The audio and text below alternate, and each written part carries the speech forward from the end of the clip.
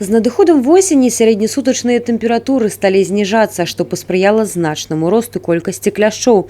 Ад укусаў крывасмоку ў Брэсце і Брэсцкім раёне з пачатку года ўжо пацярпелі 1127 чалавек, з іх 614 дзяцей.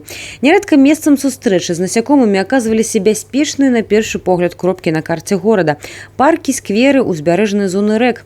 З кляшчамі неаднаразова сутыкаліся ўладальнікі асабістых падворкаў. І калі на ўласным участку можна забяспечыць бяспеку, пакасіць траву, зрабіць хімічную апрацоўку тэрыторыі. Для папярэджвання укусаў на прагулцы свае правілы. Укус не всегда происходит в лесу. Это и опасно. То есть человек приносит на себе с одеждой, с корзинками, с пакетами, а потом оказывается укушенным. Необходимо пользоваться репеллентами. Надевать защитную одежду.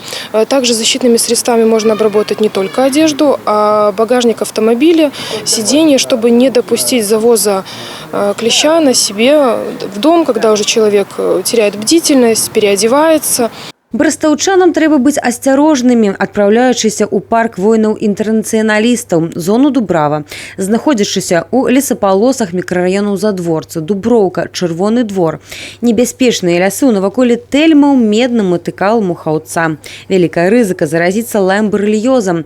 З пачатку года ў вобласці паказчык заражанасці кляшоў барэліямі склаў больш за 41%. У Брэсце і раёне ўжо вызначаны 41 выпадак лаймбарэльёзу. Інфікаваны ўзбуджальнікам клешчавога энцэфаліту насякомыя сустракаюцца радзей. Паказчык заражанасці каля 2%. У Брэсце зарэгістраваны 4 выпадкі клешчавога энцэфаліту.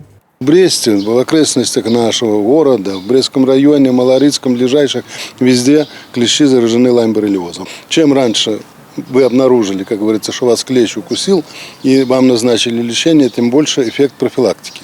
Тем больше вероятность не заболеть инфекцией, которые могут передать клещи. Инкубационный период в клещевом энцефалите 3 недели, а при лаймборрелиозе у нас есть случаи 3 недели, месяц, 2, 3 и полгода после укуса клеща люди заболевали. Профілактыка, аператыўны зварот да спецыяліста і прызначэнне лячэння ў выпадку, калі заражэнне пазбегнуць не ўдалося. Гэта дапаможа папярэдзіць ускладненні.